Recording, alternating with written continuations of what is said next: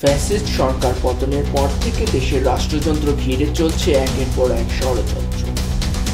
এরই ধারাবাহিকতায় গতকাল বুধবার দিবাগত রাত 1:52 সচিবালয়ের 7 নম্বর ভবনে আগুন লাগার সংবাদ পায় ফায়ার সার্ভিস। মিনিট দুয়েকের মধ্যে সচিবালয়ে উপস্থিত হয়ে আগুন নিয়ন্ত্রণের কাজ শুরু করে ফায়ার সার্ভিসের ইউনিটটি।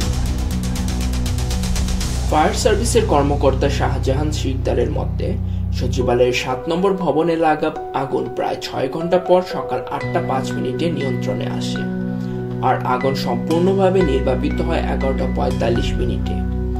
কিন্তু ততক্ষণে পুড়ে গেছে উপদেষ্টা আসিফ ও নাহিদের অফিসসহ প্রয়োজনীয় ফাইলসমূহ। প্রাথমিক তথ্য অনুযায়ী সচিবালয়ের 7 নম্বর ভবনে বেশ কয়েকটি গুরুত্বপূর্ণ মন্ত্রণালয় সহ বিভাগের অফিস রয়েছে। 9 তলার এই ভবনে পানি সম্পদ মন্ত্রণালয়, যুব ও ক্রীড়া মন্ত্রণালয়, ডাক, টেলিযোগাযোগ ও তথ্য প্রযুক্তি মন্ত্রণালয়, স্থানীয় সরকার, পল্লী উন্নয়ন ও সমবায় মন্ত্রণালয়, শ্রম ও কর্মসংস্থান মন্ত্রণালয় সহ আরও কয়েকটি মন্ত্রণালয় রয়েছে। এদিকে সচিবালয়ে আগুন নেভানোর সময় ট্রাক চাপা দিয়ে হত্যা করা হয় ফায়ার সার্ভিস কর্মী মোহাম্মদ সোহানুর জামান নয়নকে। তিনি রংপুরের মিঠাপুকুর থানার আটপনিয়া গ্রামের আক্তারুজ্জামানের ছেলে। রাত 3:20 দিকে সচিবালয়ের দক্ষিণ দিকের 1 নম্বর ফটকের সামনের রাস্তায় ট্রাকটি তাকে চাপা দেয়।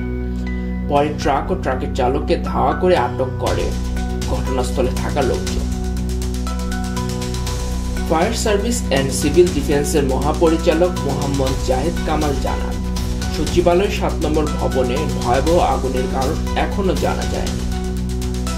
আজ বৃহস্পতিবার সকালে আসিফ মাহবুব বলেন, আমাদেরকে ব্যর্থ করার এই ষড়যন্ত্রে যে বা যারাই জড়িত থাকবে তাদের বিন্দু পরিমাণ ছাড় দেওয়া হবে না। পরিদর্শনে এসে নৌবাহিনী কর্মকর্তা বলেন, শর্ট সার্কিটে নয়, সচিবালয়ের আগুন পূর্ব পরিকল্পিত।